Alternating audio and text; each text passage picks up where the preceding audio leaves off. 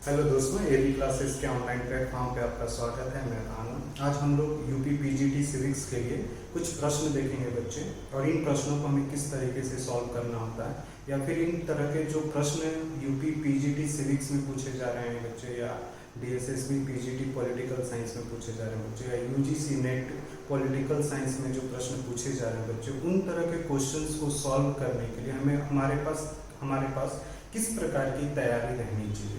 अगर हमारे पास उस प्रकार की तैयारी है, जिस तरह के प्रश्न पूछ रहे हैं बच्चे, तो उन प्रश्नों को हम आराम से सॉल्व कर सकते हैं बच्चे।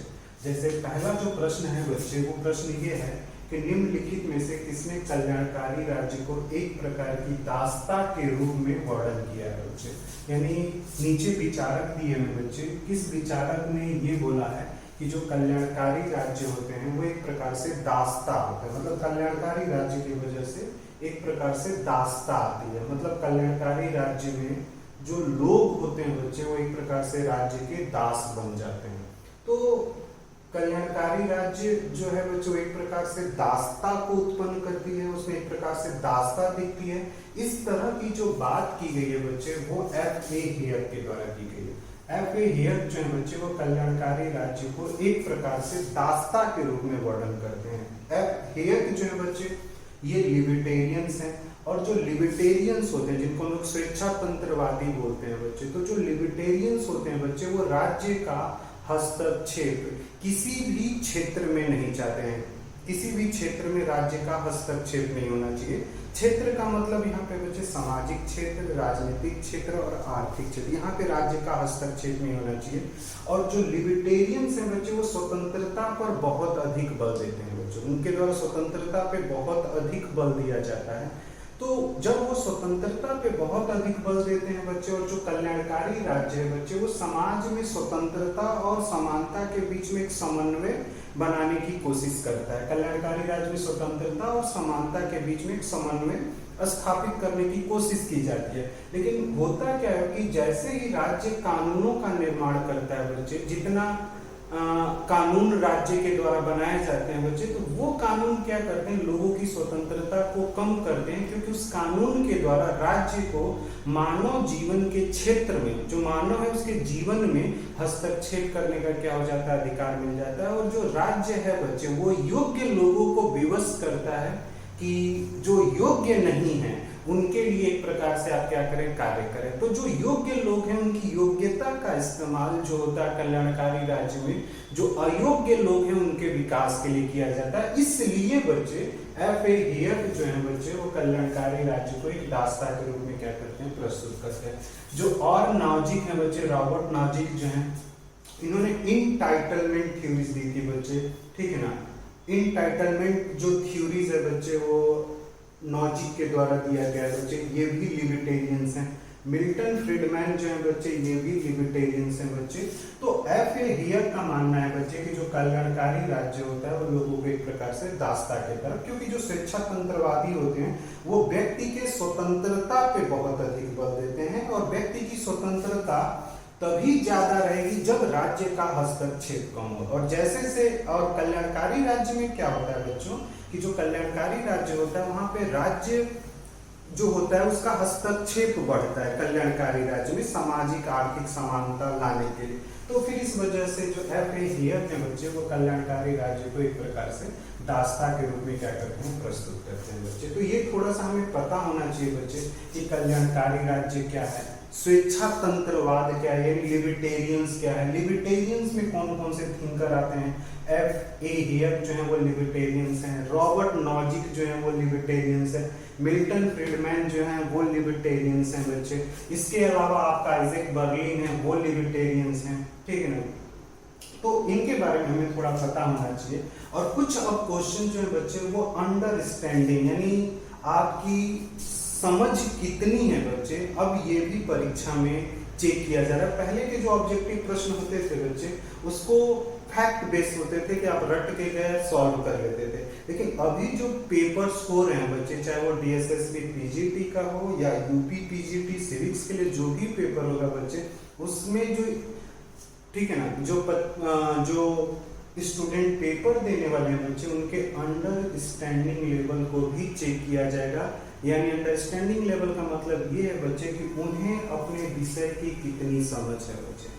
अब प्रश्न टू द डायरेक्ट नहीं पूछे जाएंगे बच्चे, आपको कंसेप्ट क्लियर होगा बच्चे, तभी आप उस क्वेश्चन को सॉल्व करेंगे। और आप लोगों ने देखा भी होगा बच्चे, पॉलिटिकल साइंस का आप लोगों ने पेपर दिया होगा या अदर भी पेपर्स दिए होंगे बच्चे, तो अब वहाँ पे क्वेश्चन जो है बच्चे वो अभिकथन और तर्क के रूप में आ रहे हैं बच्चे। अजर्शन और रीजन के प्रश्न पूछे जा रहे हैं, और अजर्शन और रीजन के प्रश्न को सॉल्व करने के लिए बच्चे हमारी उस टॉपिक पर समझ अच्छी होनी चाहिए, तभी हम अजर्शन रीजन के क्वेश्चन को सॉल्व कर सकते हैं। वरना अजर्शन रीजन के क्वेश्चन सॉल्व नहीं होंगे, वहां पे आपको तुक्का ही लगाना पड़ेगा।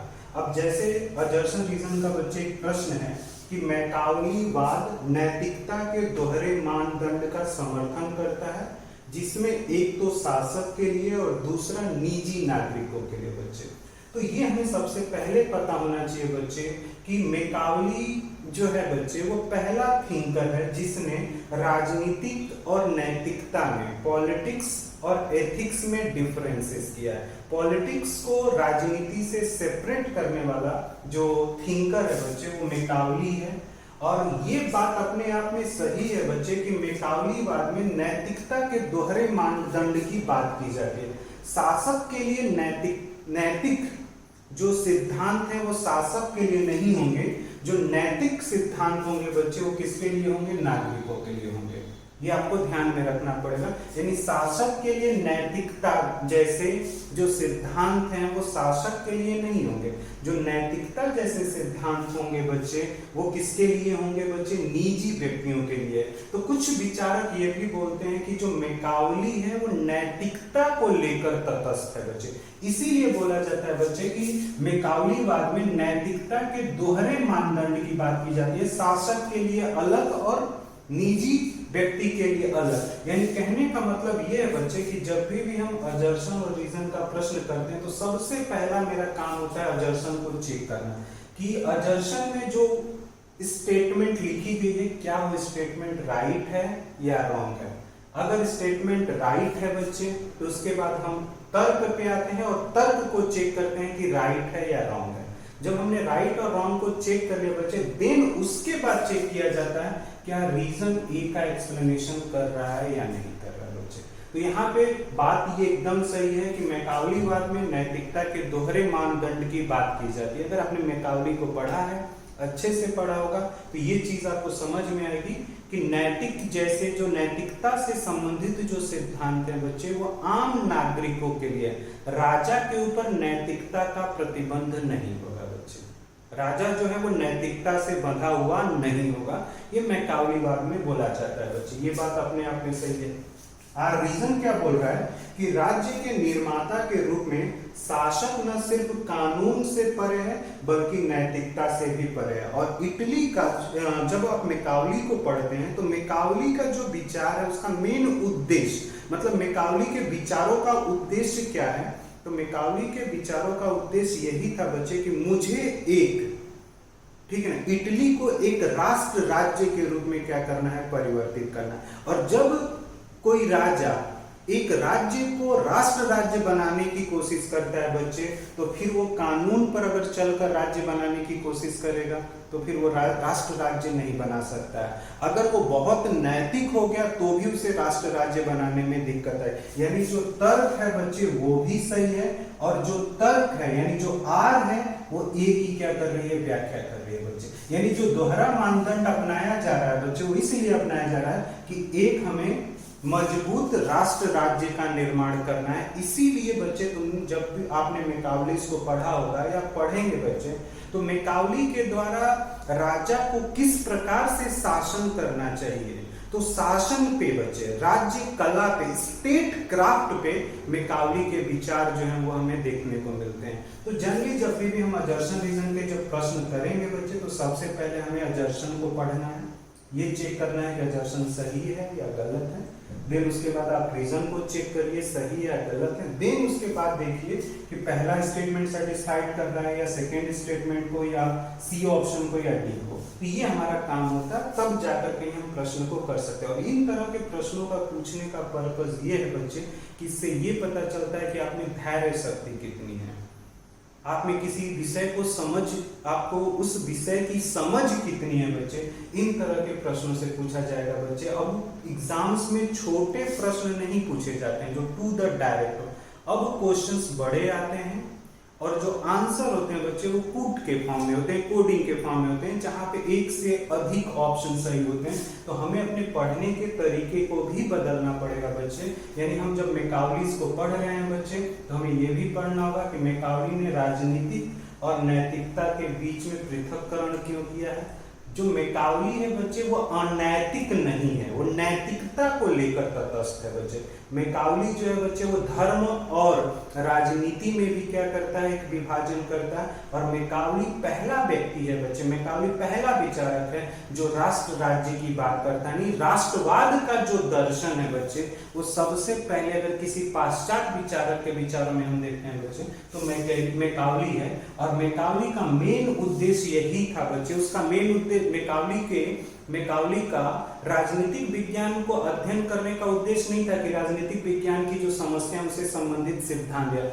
मैकाउली का राजनीतिक विज्ञान को समझने का उद्देश्य ये था बच्चे कि किस प्रकार से इटली को एक शक्तिशाली राष्ट्र के रूप में परिवर्तित किया जाए। तो उसके जो विचार हैं बच्चे, उसके द्वारा जो विचार दिए गए हैं बच्चे वो ऐतिहासिक पद्धति पर निर्भर करते हैं और अनुभववादी पद्धति पर बच्चे। यानी उसने empirical method and historical method का यूज करके बच्चे उसने अपने विचार दिए थे। स्टेट क्राफ्ट पर उसने विचार दिया बच्चे, धर्म और राजनीति को अलग किया।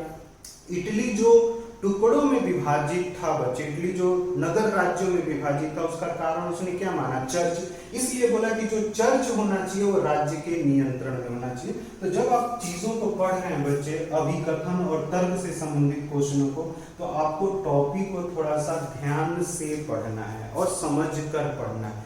ध्यान से और समझ कर नहीं पढ़ेंगे बच्चे तो फिर यहाँ पे ऑप्शन आप क्या करेंगे, तुक्के में लगाएंगे। तो आज के लिए बस इतना ही। Thank you.